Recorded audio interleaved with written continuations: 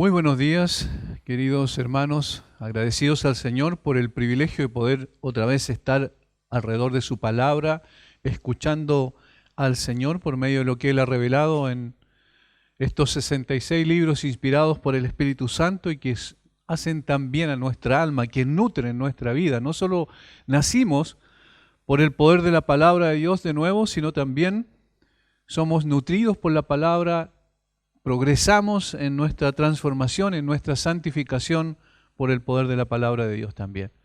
Y por eso es que nos hace bien ir a las Escrituras para poder revisar, para poder estudiar, para poder analizar y aplicar a nuestra vida lo que el Señor tiene para nosotros. Estamos hace un tiempo en una serie, la serie del libro de Job, que ha hecho tanto bien a nuestra alma. En lo personal ha sido también para mí algo muy especial y me ha ayudado para poder preparar mi vida y mi corazón igualmente para tiempos difíciles como los que expresa este libro.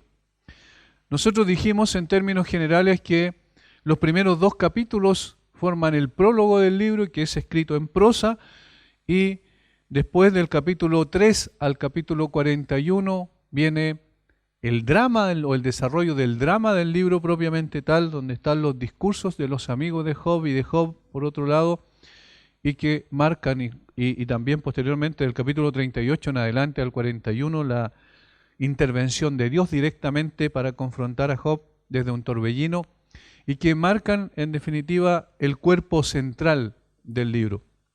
Y posteriormente el capítulo 42, que vuelve otra vez a ser en prosa y que trae como consecuencia la conclusión y la aplicación del libro, lo que Dios finalmente hace con Job a través de todos estos sufrimientos y estas aflicciones que Él permitió que Satanás lo afligiera de esta manera. Ahora, nosotros hemos visto ya los 3 ataques que recibió Job, primeramente al ser quitadas todas sus riquezas, al ser quitadas también su salud y finalmente inclusive a través de la esposa de Job, que fue en un sentido un instrumento de Satanás en un momento determinado para poder instar a Job a que apostatara de él. Maldice a Dios y muérete. Esas fueron las palabras literales de la esposa. No obstante, lo vimos en el contexto y entendemos también que no era tan fácil poder mantener la integridad en esos momentos difíciles. No obstante, Job sí la mantuvo. Y eso es lo que nosotros hemos aprendido hasta este momento. Vamos a ir a la última parte del prólogo ahora, que son capítulo 2, versículos 11 al 13, donde se presentan y aparecen por primera vez los amigos de Job y que nos llevan a colocar este título tan sugerente de la exposición de hoy, que es Sufriendo con los que sufren. Dice, y 3 amigos de Job, Elifaz, Temanita, Bildad, Shuita y Sofar, Naamatita, luego que oyeron todo este mal que le había sobrevenido, vinieron cada uno de su lugar porque habían convenido en venir juntos para condolerse de él y para consolarle. Los cuales, alzando los ojos desde lejos, no lo conocieron y lloraron a gritos, y cada uno de ellos rasgó su manto, y los 3 esparcieron polvo sobre sus cabezas hacia el cielo. Así se sentaron con él en tierra por 7 días y 7 noches, y ninguno le hablaba palabra, porque veían que su dolor era muy, muy grande.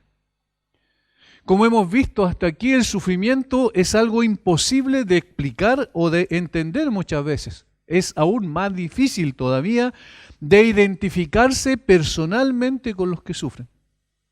Todos nosotros, si se nos diera a elegir, preferiríamos ir a la celebración de un cumpleaños, una graduación o la inauguración al que un amigo nos invite, en lugar de asistir a un hospital donde un amigo está postrado por una grave enfermedad o al funeral de alguien a quien amamos. En el primer caso hay alegría, hay diversión, hay regocijo; en el otro dolor, sufrimiento y desazón. Si se nos diera a elegir, nosotros preferiríamos siempre, no a veces, no circunstancialmente, ir a un lugar donde podamos disfrutar de estas cosas con alegría, diversión, regocijo, donde podamos reírnos, podamos alegrarnos en una celebración, pero no donde hay sufrimiento, donde hay dolor, donde hay desazón por causa de una situación compleja que alguien está viviendo. De tal manera que naturalmente nos identificamos más con lo primero que con lo segundo. El caso de Job es significativo. Ya lo hemos visto, como de ser el hombre más próspero y exitoso de su tiempo, pasó a ser el más pobre y desdichado. Como sin explicación alguna fue bajado de su lugar de honor y privilegio en el que se encontraba hasta llegar a vivir en el basurero de la ciudad, que es el contexto en el cual los amigos de Job van a visitarlo, experimentando de esa manera el desprecio de aquellos que lo admiraban. Pasó a ser un hombre admirado, a ser un hombre desechado por todos. Aún su propia esposa, como hemos visto, no pudo soportar ver a su marido en estas condiciones, en esta calamidad, y lo instó a apostatar de su fe en Dios. Ante toda esta aflicción que él experimentó, este hombre de Dios permaneció firme, aferrado a su integridad, confiando en el Señor a pesar de las circunstancias más crueles. Pero nunca dejó de ser un ser humano de carne y hueso. No era una persona a la cual podemos elevar, ¿cierto?, a las alturas de los cielos. Era un ser humano y por consiguiente era un hombre que sufría de manera terrible sus aflicciones, un hombre que necesitaba del consuelo también y el abrazo de sus amigos, un hombre, al fin y al cabo, como cada uno de nosotros, que requerimos a la presencia de un amigo al lado nuestro que nos dé un abrazo, simplemente se quede junto a nosotros guardando silencio. Esto es algo especial para una persona que está sufriendo, el que otro pueda compartir mi situación, aunque no experimente lo mismo en cuanto al dolor que estoy experimentando. Sin embargo, si está junto a mí, ya hay un apoyo muy grande y uno lo siente, lo experimenta, y eso es importantísimo para alguien que está sufriendo. Antes que el autor del libro dé lugar al desarrollo del drama poético, los capítulos 3 al 41, presenta aún en el prólogo en prosa a los tres amigos de Job. Aquí está la presentación de ellos. Y tres amigos de Job: Elifaz, Temanita, Bildad, Shuhita y Zofar, Naamatita, luego que oyeron todo este mal que le había sobrevenido, vinieron cada uno de su lugar. Así comienza el relato respecto a la presentación de estos hombres. Sabemos muy poco acerca de ellos, excepto sus nombres y los lugares a los cuales venían, que era como el apellido en un sentido aquí que nosotros lo vemos así: Temanita, Shuhita, Naamatita. Los teólogos no están seguros cuáles eran esos lugares, pero obviamente eran lugares del Medio Oriente de ese tiempo de los cuales ellos vinieron. Eran lugares lejanos, lo más probable, de tal forma que el hecho que hayan venido ya marca un interés personal por la situación compleja que estaba experimentando su amigo. Luego conocemos mucho más de ello a través de sus discursos, ¿cierto?, que presentaron delante de Job en lo sucesivo y que trataron de dar una explicación al gran drama de Job, y que partieron por una premisa equivocada. Obviamente que sí, partieron por una premisa equivocada, pensando que Job sufría por causa de su pecado, y en esa tesis la quisieron desarrollar a través de los discursos que una y otra vez presentaron a Job. Obviamente que ellos estaban equivocados, nosotros ahora sabemos porque vemos el panorama completo, pero en esa circunstancia ellos comenzaron recién a tratar de descubrir y dar una explicación al sufrimiento que Job estaba experimentando. Debemos decirlo francamente, fracasaron miserablemente en su empeño, en su deseo de poder dar una explicación. Claro que sí, sin duda. Sin embargo, estos hombres han sido conocidos a través de la historia como los amigos que nadie quisiera tener. Siempre se dice, incluso se hacen hasta chistes respecto a que no quisiéramos tener amigos como los amigos de Job. Sin embargo, ponerlos en la categoría de amigos indeseables no es del todo correcto. Y eso es lo que nos presenta aquí en estos 3 versículos el autor del libro. Nos da un panorama mejor para que podamos equilibrar las cosas y darnos cuenta de que estos hombres sí eran efectivamente amigos de Job. Ellos fueron personas que manifestaron cualidades de un verdadero amigo, a pesar que les faltó sabiduría para ayudar a Job en su aflicción. De tal manera que debemos ser cuidadosos para apuntar con el dedo a estos hombres que la mayoría de los comentaristas concuerdan eran personas importantes y honorables. Algunos dicen que eran probablemente algunos jeques que había conocido, de una estatura social, de un porte en cuanto a honor y respeto muy alto, y además personas muy ricas, lo más probable, y que Job quizás había conocido a través de los negocios que él había hecho, y finalmente establecieron una amistad verdadera, una amistad genuina. No sabemos cuánto tiempo pasó desde la tragedia de Job hasta que estos tres hombres, Elifaz, Bildad y Zofar, vinieran a verlo. Pero sí sabemos las razones que tuvieron para hacerlo, y el hecho de poder colocar el acento en las razones que ellos tuvieron para venir a ver a su amigo en esta calamidad, muestran el corazón de ellos, expresan sentimientos sinceros, genuinos, de preocupación por su amigo. Y esta breve descripción que se hace aquí en los versículos 11 al 13 es suficiente para saber que sus intenciones eran buenas. Al principio, al menos se ve eso. Matthew Henry dice: los amigos de Job parecían ser personas connotadas por sus rangos como asimismo por su sabiduría y piedad. Noten esto que comentó Matthew Henry. Los amigos de Job parecían ser personas connotadas por sus rangos, y ahí está hablando socialmente, como asimismo por su sabiduría y piedad. Eran hombres que eran conocidos por aquello. Gran parte del consuelo de esta vida radica en la amistad con el prudente y virtuoso, añade Matthew Henry. Gran parte de este consuelo, o del consuelo de esta vida, radica en la amistad con el prudente y virtuoso. Y noten una cosa interesante: no serían llamados amigos de Job si es que Job no los hubiese considerado dentro de sus amistades, y sabiendo que Job era un hombre perfecto, recto, temeroso de Dios y apartado del mal, entonces sus amigos seguramente iban a tener cualidades similares. Porque es una cosa lógica, ¿verdad? Que podamos buscar a personas que tenemos mucho en común, y particularmente la piedad en este sentido.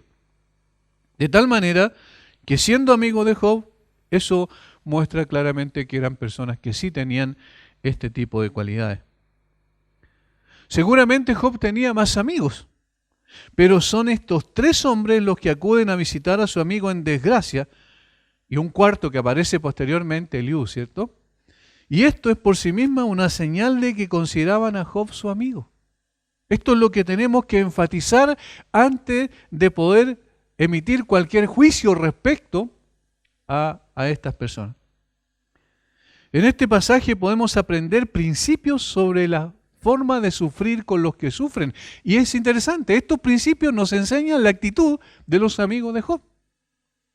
Es verdad, estos hombres luego dirán cosas hirientes en el desarrollo del drama. Sin embargo, el hecho de que el autor comience con una breve descripción de sus intenciones originales nos ayuda a poder sopesar adecuadamente lo que significa sufrir con los que sufren.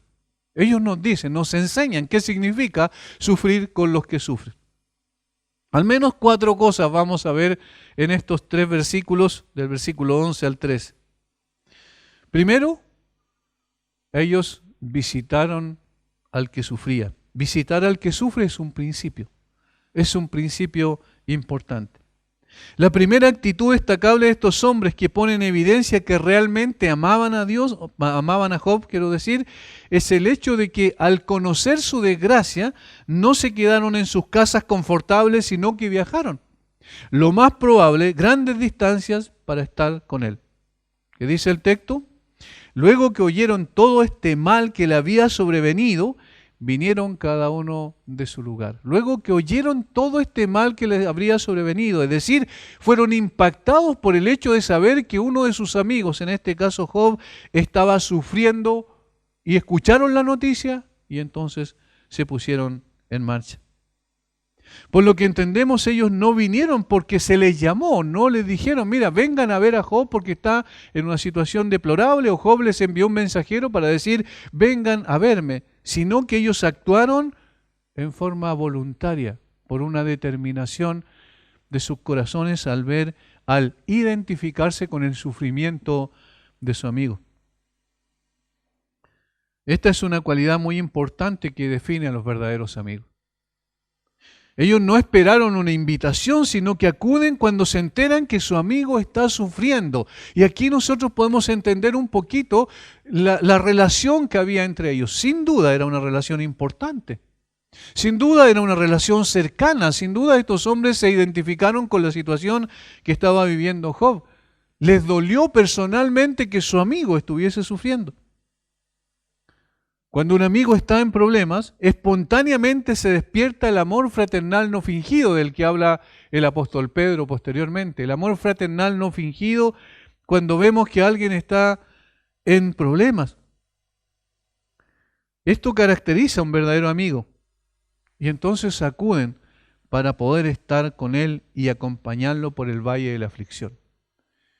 Muchos más amigos tenía Job, sin embargo, estos 3 amigos fueron los que acudieron ante la situación difícil. Aunque es imposible que estos amigos experimentaran lo mismo que sufría Job, sin embargo, están con él en esos tiempos de aflicción. Y esto ya es llamativo, esto ya es importante, esto ya es atractivo, para que nosotros podamos entender cuál es uno de los principios esenciales para poner en práctica lo que dice el apóstol Pablo de llorar con los que lloran. Es estar con aquellos que están sufriendo. Es acompañarlos en medio de su situación difícil por la que están pasando. Quizás ni siquiera entendiendo la razón por la cual están sufriendo, pero yendo para estar cerca de ellos. Estos hombres, con quienes probablemente estaba acostumbrado a hablar Job hablar de vez en cuando Job, y que tenían la costumbre de darle sus consejos seguramente, los 3 aparentemente vivían a distancia y parece que pasaron algunas semanas antes de que les llegara la noticia de su desgracia. Cuando llegaron las noticias, mantuvieron comunicación entre ellos, y eso es otra cosa interesante, y acordaron hacerle visita de condolencias en un momento determinado. Notemos lo que dice el texto.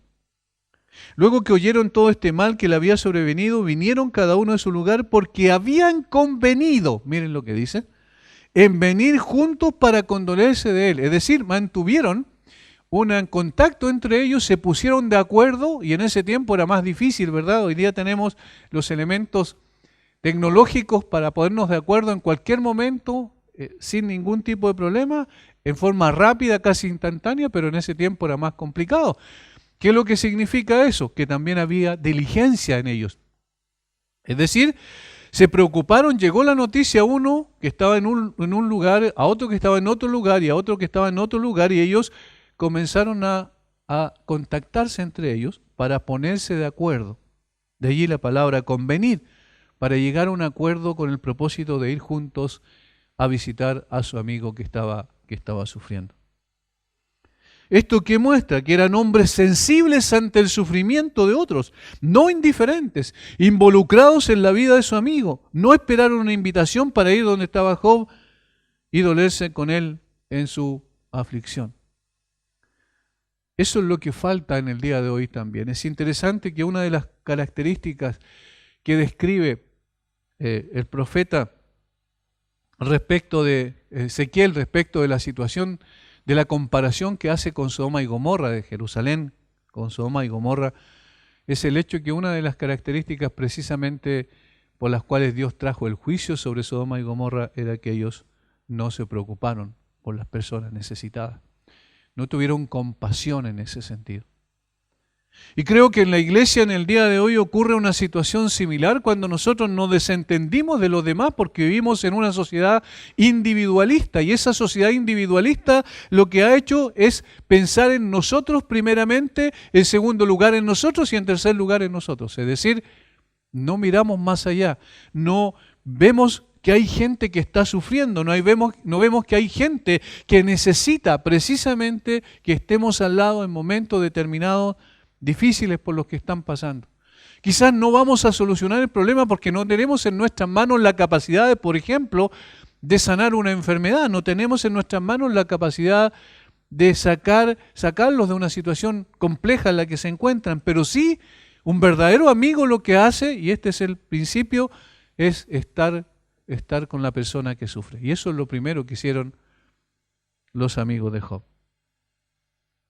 Por eso, antes de criticar ácidamente lo que pasó posteriormente, debemos tener en cuenta y poner en una balanza estas cosas que muestran el carácter de estos hombres que sí tenían el deseo de poder estar con su amigo en medio de sus dificultades. En segundo lugar, ellos se identificaron con el que sufría. Identificarse con los que sufren es el segundo principio. No solo vinieron, versículo 11,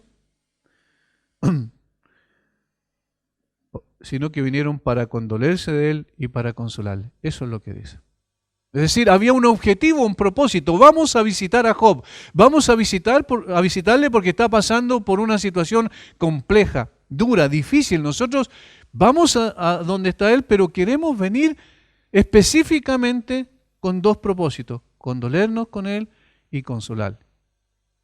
Estos eran sus intenciones. Ellos no fueron a visitar a Job para burlarse de él o para ver de cerca la desgracia en la que estaba en forma morbosa. Nos dijeron, vamos a ver el espectáculo en el cual se encuentra este hombre. Obviamente eso no estaba en su corazón, sino que fueron con otro propósito. Visitaron a Job para identificarse con la aflicción de manera cercana. Identificarse con su dolor de manera cercana, genuina, como un amigo lo hace, con el fin de consolarle. Esta era su intención original. Ellos estaban anticipando el mandato apostólico que dice el apóstol Pablo a los romanos de llorar con los que lloran. Condolerse implica una identificación personal con el sufrimiento de otros. Es una identificación personal con el sufrimiento de otros. Llegaron para condolerse. La palabra hebrea es nacham y es de una raíz que significa respirar fuertemente, gemir. Miren qué interesante, qué descriptivo, qué fácil de comprender es esto en términos del lenguaje original. Respirar fuertemente, gemir, lamentar significa. Una persona respira fuertemente, gime cuando parece que le falta el aire por el dolor que experimenta producto de ver la situación de aflicción en la cual se encuentra una persona amada. Eso es lo que ocurre con nosotros. Cuando decimos tengo un nudo en la garganta, ¿cierto? Lo expresamos de esa manera. Eso es lo que quiere decir la palabra. Gemimos en nuestro corazón. Oh, cómo quisiéramos hacer algo para que Él no siga sufriendo. Cómo quisiéramos sacar lo que le causa esa aflicción y ese sufrimiento. Y entonces gemimos, lamentamos. Nos dolemos profundamente. Ese es el sentido. Consolar es intentar aliviar el dolor haciendo más soportable el sufrimiento de otro. Noten cómo las dos palabras están de alguna manera muy relacionadas. La primera tiene que ver con lo que nosotros experimentamos o debemos experimentar cuando nos identificamos con el dolor de una persona que queremos y al verles en su situación en la que se encuentra. Por eso la visita es muy importante. Al estar con ellos, entonces experimentamos un profundo dolor en nuestro corazón. Pero luego también intentamos llevarle consuelo. Y el consuelo es tratar de que el sufrimiento sea más soportable. De alguna manera.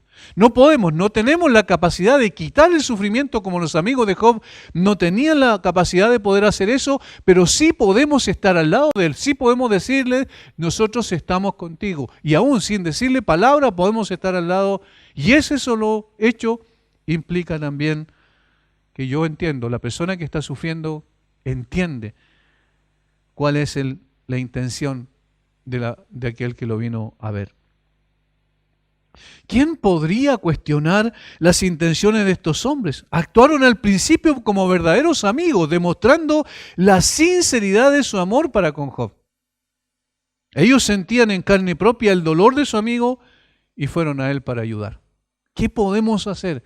¿Qué podríamos hacer para tratar de que tu dolor no sea tan grande? Estaban diciendo sin palabras. Y eso es lo que pasa cuando nos identificamos con los que sufren, cuando lloramos con los que lloran.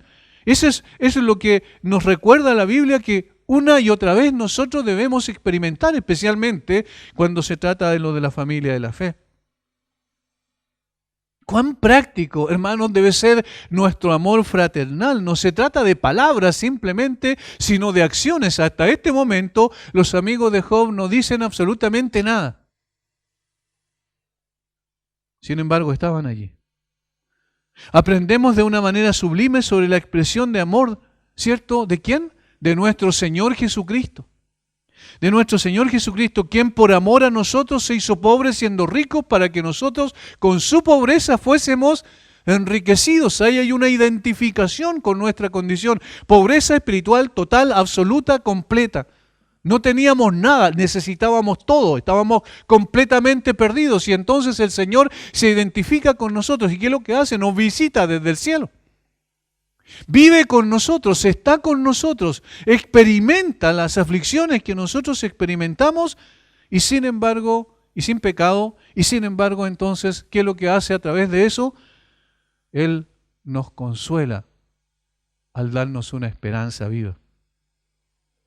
Dejó su gloria en el cielo para venir a la tierra corrompida por el pecado a buscar y salvar lo que se había perdido. Esa es la expresión de un amigo y por eso es que también él dice que nos llama amigos. Recuerden, a los discípulos les dijo eso y nos identificamos con ellos, por supuesto. Este amigo incomparable que vino a nosotros siendo tan grande como Él era para poder también identificarse con nuestra aflicción, producto, en este caso, nuestro de nuestro pecado. Él trajo el consuelo para nuestros corazones sin esperanza. De tal forma que en términos prácticos nos están enseñando estos hombres lecciones importantes. Hay que estar con el que sufre y hay que identificarse con el que sufre. Y en tercer lugar, llorar con los que sufren. Miren lo que dice el versículo 12. Los cuales alzando los ojos desde lejos no lo conocieron.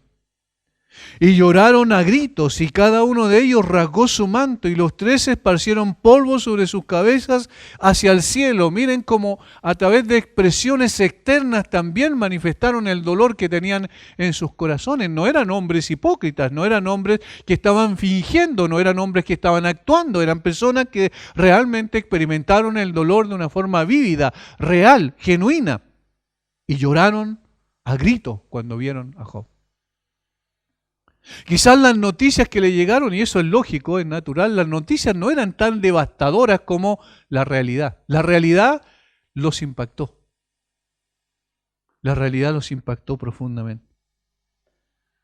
La escena que presenciaron al visitar a Job estuvo mucho más allá de las noticias que le habían llegado y ellos no podían creer ver a su amigo en esa condición. Ellos lo conocieron en una situación totalmente distinta. Ellos lo conocieron como un hombre rico, como un hombre próspero, como un hombre que disfrutaba de los bienes que tenía, como un hombre que tenía una gran familia y luego lo ven en el basurero de la ciudad absolutamente sin honor ninguno, sin reconocimiento ninguno por parte de la sociedad, un hombre destruido físicamente. Ellos lo vieron desfigurado por la enfermedad.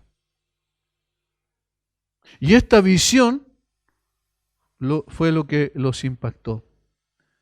Su amigo les parecía irreconocible por los efectos que la terrible enfermedad había producido en él.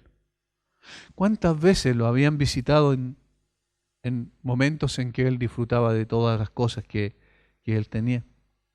Pero ahora estaba en el basurero de la ciudad, destruido físicamente, probablemente sin cabello, con su capa raída, abandonado en la más abyecta pobreza. Debe ser muy difícil eso, debe ser muy complicado.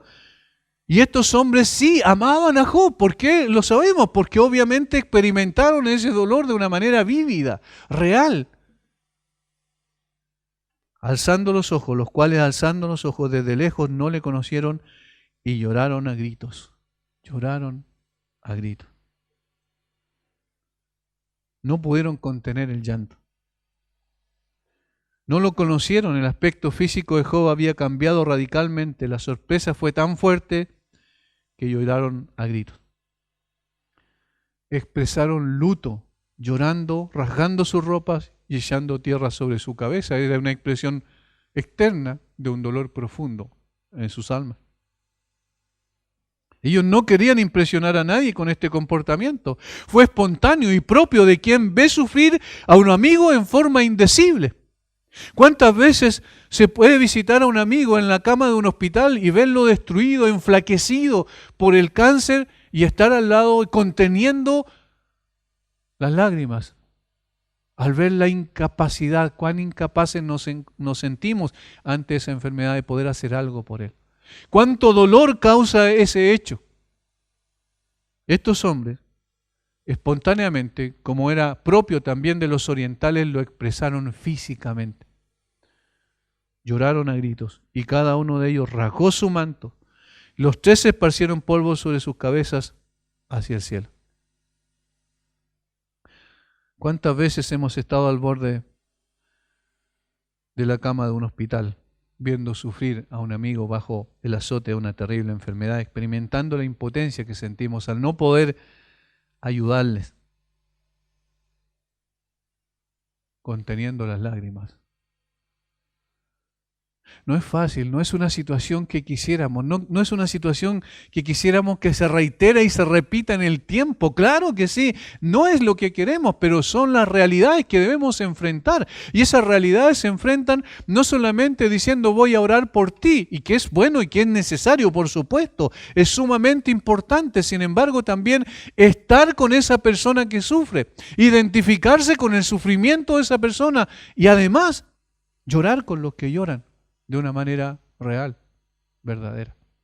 Estos hombres están demostrando cualidades de alguien que ama sincera y genuinamente.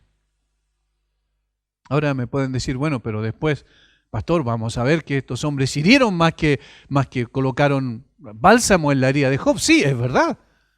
Estos hombres se equivocaron rotundamente con él. Sí, es verdad. Pero no eran sus intenciones no eran herir a Job, sus intenciones no eran destruirlo más de lo que estaba. Al contrario, sus intenciones eran distintas. Y se equivocaron por falta de sabiduría, por una serie de otras cosas que nosotros podemos ir analizando posteriormente cuando sigamos avanzando. Sin embargo, sí había amor genuino en ellos. ¿Cómo no acordarnos de la escena más conmovedora que relata el Evangelio de Juan en relación a la amistad de Jesús con Lázaro? Cuando Jesús vio a María llorar porque su hermano había muerto. Cuando se postró a sus pies, salió a recibir a Jesús, se postró a sus pies y le dijo que Lázaro había muerto con lágrimas en sus ojos. Y dice la Biblia, el Evangelio de Juan, dice que vio también a los demás judíos que la acompañaban y que lloraban juntamente con él, que estaban muy dolidos por lo que había pasado. Y también dice la Biblia que él no pudo contener las lágrimas. Se estremeció en espíritu, esa es la palabra que utiliza la Biblia. Se estremeció en espíritu y se conmovió, esas son las dos palabras que aparecen ahí. Estremecido y conmovido en lo profundo de su ser. ¿Por qué? Porque, dice la Escritura, porque amaba a Lázaro. Y amaba a las hermanas de Lázaro. Los verdaderos amigos no esconden sus sentimientos. Por el contrario, están en el lugar oportuno para llorar con los que lloran. No cabe duda que estos hombres amaban a Job de una manera práctica, vivencial, real. Y por eso debemos aprender de ellos y por eso debemos entender cómo son los principios que motivan este mandato apostólico de llorar con los que lloran, de sufrir con los que sufren. ¿Cómo lo hacemos? Visitándonos, identificándonos con su dolor y además experimentando el dolor en carne propia, de tal manera que nuestras emociones también se manifiestan en esos momentos duros y difíciles. Y en cuarto lugar, ellos no solo hacen eso, no solo los visitan, no solo se identifican con su dolor, no solo también, como hemos visto recién, sufren o lloran con los que lloran, sino también permanecen con los que sufren. Esto es lo cuarto. Versículo 13. Así se sentaron con él en tierra por 7 días y 7 noches, y ninguno le hablaba palabra porque veían que su dolor era muy grande. Se sentaron con él por 7 días y 7 noches y ninguno le hablaba palabra porque veían que su dolor era muy grande. Noten la última frase, porque veían que su dolor era muy grande. Era tan difícil para ellos poder soportar una situación de esa naturaleza. Ver sufrir en forma indecible a una persona que amaban era muy duro para sus corazones, pero ellos no fueron y le hicieron una visita de doctor, como normalmente decimos, ¿cierto? Es decir, fueron, lo vieron y dijeron, qué triste, qué lamentable tu situación, y se fueron, ¿no? Dice que ellos permanecieron con él. Estar en ese lugar detestable y sentarse junto a Job no era algo agradable. Probablemente también había malos olores.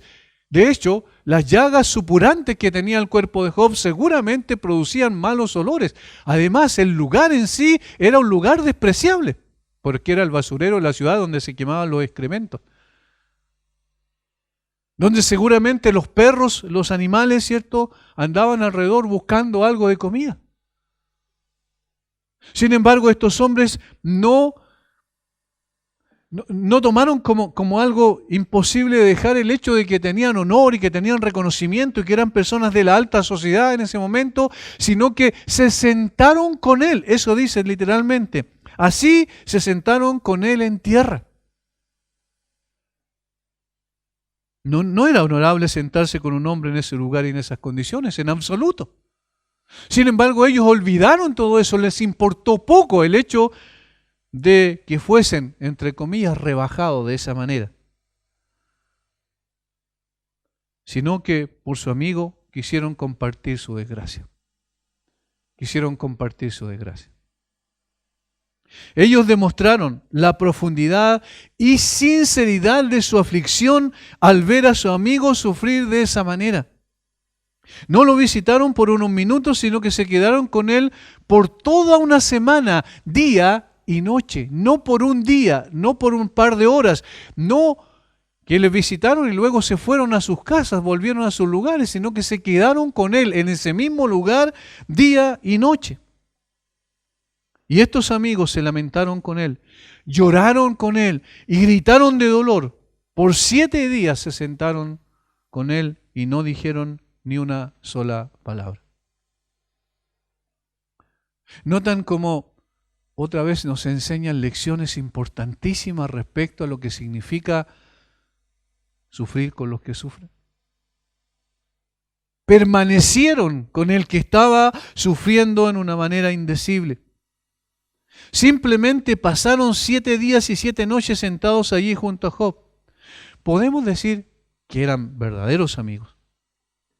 En la medida en que sabían hacerlo, trataron de consolarlo simplemente acompañándole durante estos 7 días. Los amigos pasaron una semana entera en silencio al lado de Job. Con esto estaban también expresando luto, porque esa era una forma de expresar luto. Además, la costumbre del día demandaba que el que sufría hablaba primero, y entonces ellos no dijeron absolutamente nada, se guardaron su discurso. Seguramente en su cabeza estaban pasando muchos pensamientos, estaban ordenando la manera en que podían aconsejar a Job, en que podían enfrentar lo que él estaba viviendo y tratar de ayudarlo también con palabras, pero por 7 días no dijeron absolutamente nada. Y hermanos, a veces y muchas veces el silencio es la mejor forma de aconsejar. El silencio es la mejor forma de dar un consejo oportuno, porque lo que se requiere cuando una persona está sufriendo no es un discurso teológico, no es darle clases de doctrina, de teología sistemática, sino permanecer con esa persona en medio de su dolor, estar al lado, mostrar que tenemos un apego y una identificación con su dolor y su aflicción. Y eso es suficiente. Seguramente el consuelo más grande que recibió Job en toda su aflicción fue ese tiempo. Cuando sus amigos llegaron, cuando sus amigos se identificaron con su sufrimiento, cuando sus amigos lloraron con él y cuando sus amigos permanecieron con él. Ese fue el tiempo mejor para él desde el punto de vista del consuelo y del aliento que recibió un hombre que estaba destruido en todo sentido de la palabra. Esta fue una maravillosa muestra de consuelo y causa común con Job.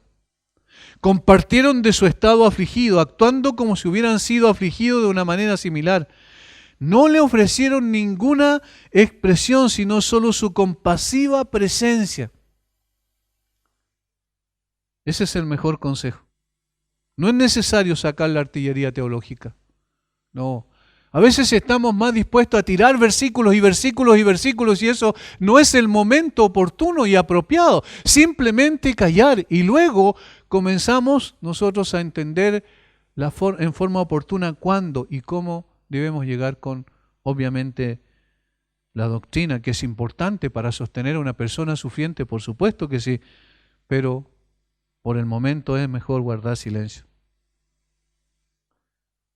Cuando estamos con quienes sufren, simplemente estar con ellos y permanecer a su lado es un consuelo en sí mismo.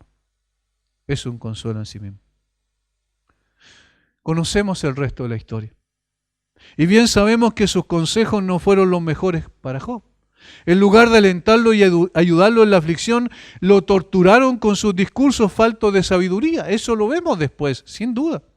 Sin embargo, no podemos dejar de admirar a estos hombres por su identificación, al menos al principio, con quien estaba sufriendo. Ellos nos dan lecciones importantes de cómo se debe llorar con los que lloran, sufrir con los que sufren. Alguien escribió sobre esto, sintetizando algunas cosas que podemos aprender de estos hombres. Se les debe admirar porque vinieron a Job. Se les debe admirar porque lloraron con Job. Se les debe admirar porque se sentaron en silencio con Job durante 7 días. Se les debe admirar porque deseaban lo mejor para Job y fueron persistentes en desear y hacer lo que ellos creían mejor para él. De hecho, aún estando equivocados, ellos tenían la convicción que era lo que tenían que decirle a Job posteriormente. Aún estando equivocados. Ellos partieron de una tesis errada y lógicamente cuando se parte una tesis errada, todo lo que viene después va a ser errado. Pero ellos permanecieron y fueron sensibles ante el sufrimiento y dijeron, la única manera de ayudar a Job, en forma equivocada por supuesto lo hicieron, pero la única manera de ayudar a Job es poder mostrarle que él está equivocado y que el problema es su pecado. Partieron errados, como dije con la tesis, sin embargo estuvieron con él y trataron de ser consecuentes con lo que ellos creían. Y en último lugar, dice esta persona, se les debe admirar porque dieron su opinión sobre Job y su condición al mismo tiempo, al mismo Job quiero decir, en vez de hablar sobre él con otros. No fueron a otros para murmurar acerca de lo que estaba pasando con Job. No fueron a otros para decir, mira, este hombre sufre por causa de su pecado, de seguro es un gran pecador. Ellos se lo dijeron a Job directamente. No era el momento oportuno, no era la forma adecuada, absolutamente todo esto también es verdad. Sin embargo, ellos fueron consecuentes con lo que pensaban. Queremos ayudar a nuestro amigo y por eso le visitamos. Nos identificamos con el dolor que está experimentando y por eso estamos con él. Lloramos con él porque vemos que su calamidad es mucho más grande de la que se nos informó. Y luego nos quedamos con él. No lo vamos a abandonar. Vamos a estar con él. No sabemos cuánto tiempo pasó después de los discursos de estos amigos a la restauración de Job. No tenemos idea cuánto tiempo pasó. Pero sí sabemos que ellos permanecieron con Job. 7 días y 7 noches antes de pronunciar una palabra. Y posteriormente comenzaron a hablar, de tal forma que fueron más de 7 días y 7 noches con toda seguridad. Porque veían que su dolor era muy grande. ¿Qué hacemos nosotros cuando vemos a alguien sufrir? ¿Cómo actuamos nosotros? ¿Cómo reaccionamos frente a la aflicción de una persona? ¿Sentimos en nuestro corazón el dolor? ¿Tratamos de identificarnos con su aflicción? ¿Vamos, estamos con él, permanecemos con él? Todas estas cosas son importantes que podamos revisar nuestro corazón para ver hacia dónde está apuntando la compasión que la Biblia nos llama a tener. Dice la Biblia que el Señor Jesucristo se compadecía de la gente porque sabía cuál era su condición y su necesidad. Y esa compasión le llevó a identificarse con nuestra naturaleza humana y esa compasión le llevó finalmente, como bien sabemos, a la cruz. Y con esto quiero terminar. No cabe duda que hubo alguien que se identificó con nuestra miseria de manera única e irrepetible. que nos visitó desde lo alto, que al ver el sufrimiento que los esclavos del pecado estábamos experimentando toda la vida sujetos a servidumbre, se identificó también con nuestra miseria. Nos visitó, se identificó con la miseria, participó con nosotros, estuvo en medio de un mundo caído, sufrió situaciones difíciles y complejas producto de un mundo bajo el efecto del pecado, no siendo Él un pecador, no obstante, alrededor de Él todo era basura, igual como el lugar donde estaba Job. Todo era basura, por causa de la corrupción del corazón del hombre. Por causa de nuestra maldad, el Señor vino y estuvo al lado nuestro, se compadeció de nosotros, lloró también con nosotros, lloró con los que lloran. ¿Recuerdan cuando iba bajando ese día desde el descendiendo del Monte de los Olivos para ir a Jerusalén? ¿Qué pasó con él cuando desde lo alto vio a Jerusalén y particularmente el templo? Porque la vista desde el Monte de los Olivos da precisamente para contemplar el templo de Jerusalén. Y los vio en una situación miserable, con una religión formalista, ritualista, pero sin vida, sin esperanza. Una religión legalista que colocaba todo el énfasis en la justicia del hombre y cómo el hombre podía lograr acercarse a Dios por su propia justicia. Cuando el Señor Jesucristo vio eso, dice que lloró por ellos. Y les dijo: Jerusalén, Jerusalén, que matas a los profetas y apedreas a los que te son enviados. ¿Cuántas veces quise juntar como la gallina sus polluelos debajo de sus alas y no quisiste? Había dolor profundo en el corazón de Jesús. Había una identificación con la aflicción de esa humanidad caída, de esa humanidad perdida. Su propio pueblo Israel había vuelto su espalda de él y no querían aceptarlo, sino que lo rechazaban. Y eso produjo un llanto grande en el Señor Jesucristo, un dolor profundo en su alma. Y no quisiste. Esas últimas palabras tiene que haberla dicho con una congoja muy especial. Sin embargo, Él vino y permaneció con nosotros hasta cumplir plenamente su cometido, salvar a los que estaban perdidos. Este es nuestro amigo perfecto. Él es el que trae consuelo verdadero al alma angustiada. Él es el que trae paz al alma convulsionada. Es nuestro gran Salvador y Señor, que no escatimó el ser igual a Dios como cosa que aferrarse, que no permaneció en su gloria, sino que se despojó de todo aquello para venir a este mundo caído. Allí debe apuntar también entonces nuestra mirada. El consuelo más grande está en Jesucristo. Si ven a alguna persona llorar y sufrir por su aflicción que están experimentando, ya sea física, emocional, noten que siempre hay una aflicción más profunda, y es la aflicción espiritual, cuando una persona no está en paz con Dios, no ha sido reconciliada con Dios. Que el Señor nos guíe siempre a mirarlo a Él, a buscarlo a Él y también a experimentar esa compasión que Él experimentó por los demás, para aprender a sufrir con los que sufren, llorar con los que lloran, permanecer con los que están en aflicción. El Señor nos dé la gracia para ellos, para imitar a nuestro amigo perfecto y vivir de acuerdo a sus preceptos. Padre, una vez más damos gracias a ti, una vez más elevamos nuestro corazón de gratitud, de adoración, de alabanza, de reconocimiento a tu grandeza, a tus perfecciones, Señor, y al hecho glorioso de tu obra perfecta por nosotros. Gracias, Señor, gracias por amarnos tanto, gracias por llevarnos, Señor, a entender qué es lo que significa la compasión personalizada en Jesucristo. Nos ayuda a entender cómo hemos de actuar frente al sufrimiento, a la aflicción y al dolor de otras personas a quienes amamos. Danos de tu gracia para poder actuar y ser consecuentes con esto. Enséñanos a sufrir con los que sufren. Lo rogamos en el nombre de Jesús. Amén.